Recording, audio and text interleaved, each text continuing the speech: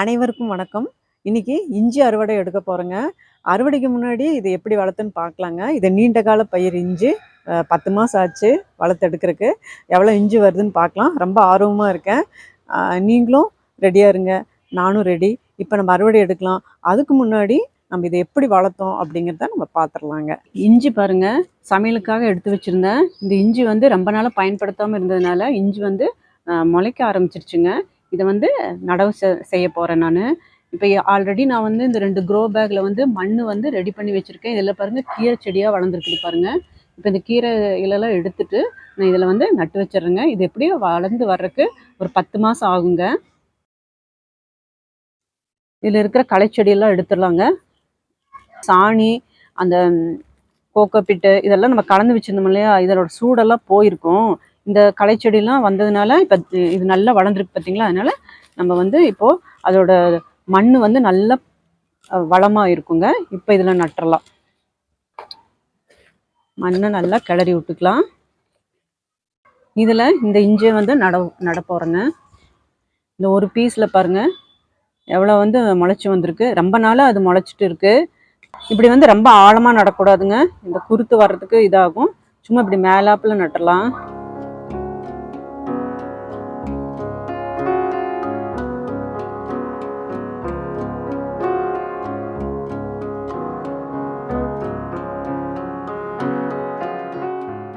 ஏன்னா வெயில் வந்து ஓவராக அடிக்குது. அதனால் இதை நான் மேலே போட்டு வச்சிட்றேங்க. மண் வந்து எப்போவுமே ஈரமாக இருக்கணும். அதுக்காக இந்த களைச்செடியவே நான் மேலே போட்டு வச்சிட்றேங்க. இந்த க்ரோ பேக்கில் இருக்க செடிகளையும் எடுத்துட்டு நம்ம நடவு செஞ்சிடலாம்.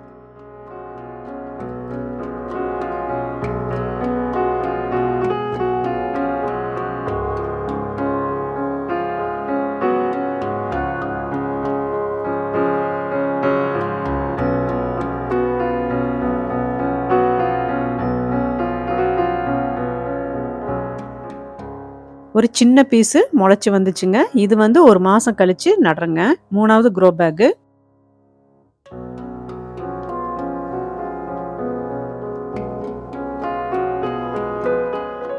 ஒரு வாரத்துக்கு பிறகு முளைச்சி வருது பாருங்க. இப்போ ஒவ்வொரு க்ரோ பேக்லையும் இஞ்சி எப்படி முளைச்சி வருதுன்னு பார்க்கலாம். இது நல்லாவே முளைச்சிருக்கு. இதுவும் நல்லா முளைச்சிருக்குங்க.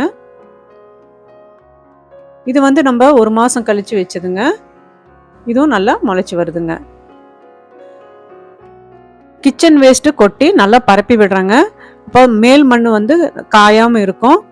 அதே சமயம் இந்த கிச்சன் வேஸ்ட்டு நல்லா வெயிலில் காஞ்சி நமக்கு உரமாகவும் மாறிடுங்க.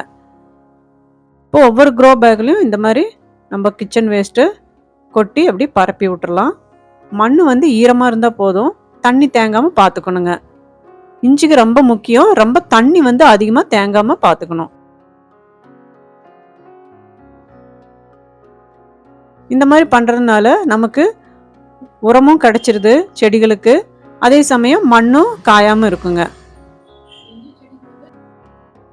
இப்போ இதில் இருக்கிற களைச்செடிகளெல்லாம் அடிக்கடி நம்ம எடுத்து விட்டுறணுங்க. வாரம் ஒரு முறையாவது எடுத்து விட்டுறணும். இப்போ இதுக்கு வேப்பெண்ணெய் கரைசல் கொடுத்துட்றேங்க.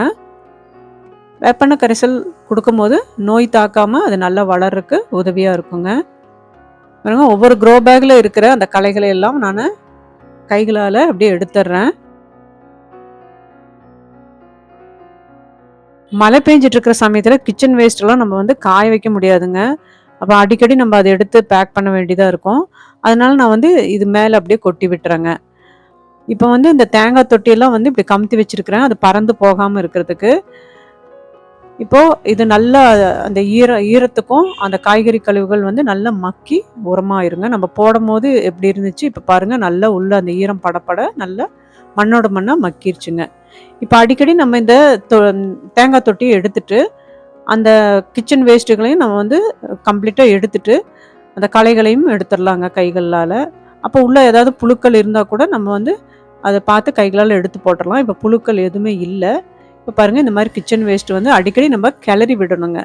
அப்போ வந்து அது கீழே வந்து புழுக்கள் உருவாகாமல் அது நல்லா காயுங்க. இப்போ நான் பாருங்கள் எடுக்கிற நிறைய குருத்துக்கள் வந்து விட்டுருக்கு பாருங்கள். இஞ்சில் எவ்வளோ குருத்துக்கள் இருக்குது பாருங்கள்.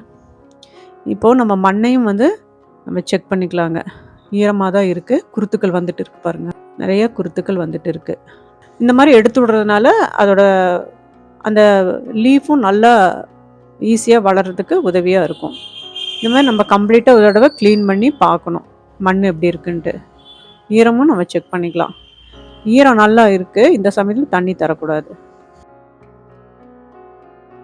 பாருங்க, ஒவ்வொரு க்ரோ பேக்லயும் நான் இந்த மாரி தேங்காய் தொட்டிகள வந்து நானு கவிழ்த்தி வச்சிருப்பேன். இந்த இஞ்சி செடிய பொறுத்த வரைக்கும் நான் வந்து உரமே குடுக்கலைங்க.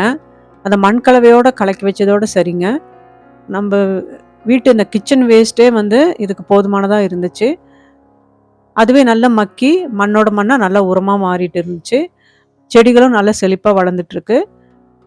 நான் வந்து இப்போ உரம் குடுக்காம நம்ம கிச்சன் வேஸ்ட்லயே அதுலயே நம்ம வளர்த்தி பார்க்கலாம் அப்படின்னு சொல்லி தான் ஒரு ட்ரையல் விட்டுருக்கேன். இஞ்சி எவ்வளோ உருவாகுதுன்னு பார்க்கலாம். இப்போ இந்த கிளறி விட்டுட்டு பழையபடி நான் தேங்காய் தொட்டிய வந்து அது மேலேயே கமுத்தி வச்சிடுறேன். தேங்காய் தொட்டிய வீணா குப்பையில வீசுறதை விட நம்ம இந்த மாதிரி யூஸ் பண்ணிக்கலாங்க. கீழே வந்து நம்ம ஸ்டாண்டாகவும் அதை யூஸ் பண்ணிக்கலாம். 4 தேங்காய் தொட்டியை வச்சு அது மேலே க்ரோ பேக்கும் வச்சுக்கலாம். அதனால இந்த தேங்காய் தொட்டியை எந்த வகையில் நம்ம யூஸ் பண்ணணுமோ அந்த மாதிரி நம்ம பயன்படுத்திக்கலாம். இப்போ 1 மாதத்துக்கு பிறகு பார்க்குறோம். சங்குப்பூ செடி வளர்ந்துருக்கு, துளசி வளர்ந்துருக்கு. நமக்கு தேவையான செடிகளும் அதில் வளர்ந்துட்டு இருக்குங்க. நம்ம அதை எடுத்து தனியாக வச்சுக்கலாம். இப்போ ஒவ்வொரு செடியோட வளர்ச்சியும் பார்க்கலாம். இஞ்சி தெரிய ஆரம்பிச்சிருக்கு பாருங்க. இப்போ ஒவ்வொரு க்ரோ பேக்லையும் வச்சது நல்லா வளர்ந்துட்டு இருக்கு. இஞ்சி செடியை பொறுத்தவரையும் அதிக நோய் தாக்குதல்கள்லாம் வராது மற்ற செடிகளை மாதிரி. அட்லீஸ்ட் வாரம் ஒரு முறை நம்ம கொடுக்கலைனாலும் 15 நாளைக்கு ஒரு முறை நம்ம வந்து ஏதோ ஒரு கரைசல் கொடுத்துடணும். இப்போ நான் வந்து வேப்பெண்ணெய் கரைசல் கொடுக்குறேன். 1 லிட்டர் தண்ணிக்கு 5 ml எடுத்து சோப்பு கரைசலோட கலக்கி எப்பவும் போல் நல்லா அதை குளிக்க விட்டு இப்போ நான் ஒவ்வொரு செடிக்கும் ஸ்ப்ரே பண்ணிட்டு வரேங்க.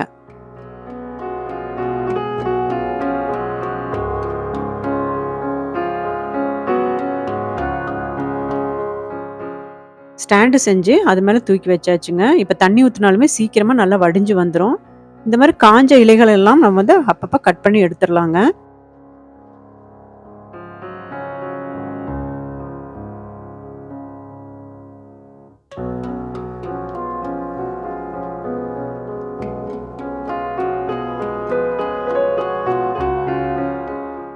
இஞ்சி செடி வச்சு செடியாக வைக்கல, நம்ம வீட்டில் இந்த இஞ்சி முளைச்சிட்டு வந்துச்சு அதை வச்சுருப்பேன். நீங்கள் பார்த்துருப்பீங்க பாருங்கள். இதோட 9 மாதம் ஆச்சுங்க இஞ்சி செடி வச்சு. இஞ்சி நல்லா திரட்சியாக வந்திருக்கு. உள்ளே பார்க்கலாம். ஈவினிங் டைம் எடுத்துகிட்ருக்கேன். தெரியுதா என்னன்னு தெரியல. பாருங்கள், காட்டுறேன் பாருங்கள். இஞ்சி தெரியுதுங்களா? நல்லா நெருக்கமாக வந்துட்டு இருக்கு. இதோ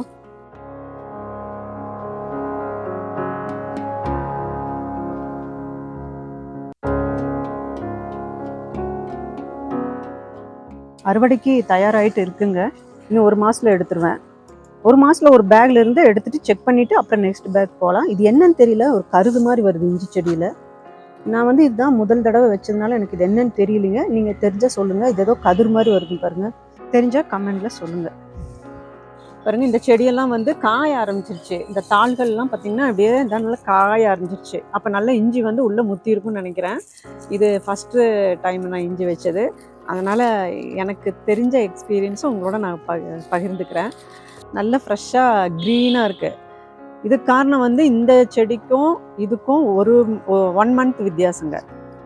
நம்ம வந்து ஒரே மூட்டை அறுவடை எடுக்கிறதில்ல. ஏன்னா இஞ்சி பொறுத்தளவுக்கு நம்ம வந்து கொஞ்சமாக தான் யூஸ் பண்ணுவோம்.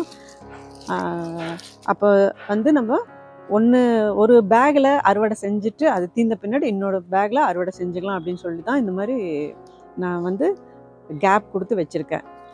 சரிங்களா? பாருங்கள், இந்த தாள்னு சொல்லுவோம். இதெல்லாம் வந்து நல்லா காஞ்சிச்சு பாருங்கள். இஞ்சியும் தெரிய ஆரம்பிச்சிருச்சு. அதனால தான் தைரியமாக அறுவடை பண்ணலான்ட்டு நான் வந்திருக்கேன். இப்போ இந்த க்ரோ பேக்கில் இருக்கிற அந்த மேலே இருக்கிற அந்த ஸ்டெம்மெல்லாம் வந்து கட் பண்ணி எடுத்துட்டு நம்ம அப்படியே கொட்டிடலாங்க.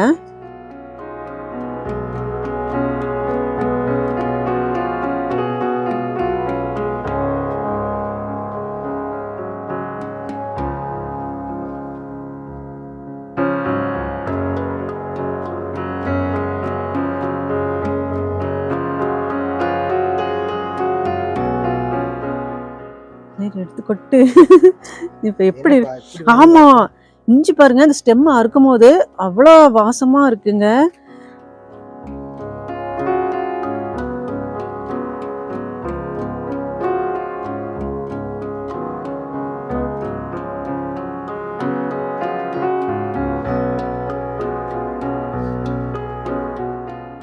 இதுதான் என்னோட ஃபர்ஸ்ட் டைம் வாழ்க்கையில முதல் இஞ்சி வச்சு, அது நம்ம வீட்டில் இருக்கிற சமையல் கட்டில் இருக்கிற இஞ்சி வச்சேன். ஓ சூப்பர்! அம்மா எவ்வளோ இஞ்சி! ஐயோ, இது ஃபுல்லாக இஞ்சி தாங்க, வெயிட்டாக இருக்குது, நகர்த்தவே முடியல.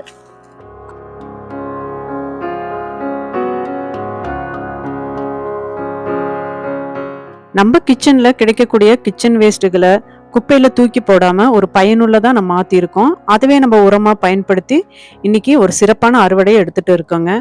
அதே சமயம் நம்ம வீட்டில் வேஸ்ட்டான இஞ்சி, அதாவது ரொம்ப நாளாக யூஸ் பண்ணாமல் வச்சுருந்தா அது முளைச்சிட்டு வருங்க. அதை தான் நான் வச்சேன். இப்போது அது நல்லா முளைச்சி நீங்கள் பார்க்குறீங்க, ஒரு சிறப்பான அறுவடையை கொடுத்துருக்கு. ரெண்டுமே இதில் என்ன கான்செப்ட்னா, நமக்கு ஒரு குப்பையை தூர போடாமல் அதையும் நான் உரமாக மாற்றிட்டேன். அதே சமயம் குப்பையில் அந்த இஞ்சி முளைச்சி இஞ்சை போடாமல் அதுவே மறுபடியும் நான் நட்டு வச்சு இப்போது வெயிட் போட்டு பார்க்கலாம் எவ்வளோ இஞ்சி கிடைக்குது அப்படின்னு. இவ்வளோ இஞ்சி எனக்கு கிடைச்சிருக்குங்க. எதுவுமே நம்ம குப்பைன்னு ஒதுக்கக்கூடாது, அதையும் நம்ம பயனுள்ளதாக மாற்றிக்கணும். அதுதான் இந்த மாடி தோட்டத்தோட கான்செப்டு.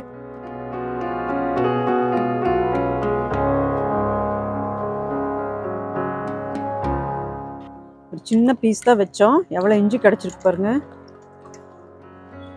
வெயிட் போட்டு பார்த்துடலாம்.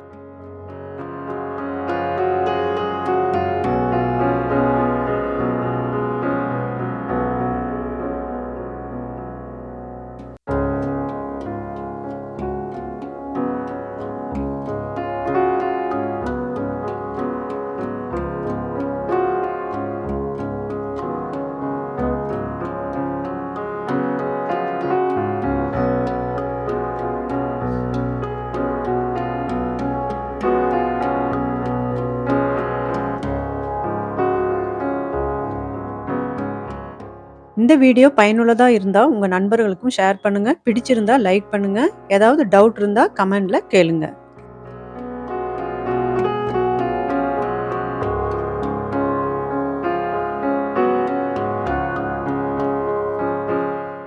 அரை கிலோங்க, 518 கிராம் வந்திருக்கு. அரை கிலோ கிடச்சிருக்கு. ரொம்ப சந்தோஷம். நீங்களும் ட்ரை பண்ணி பாருங்கள். நன்றி, வணக்கம்.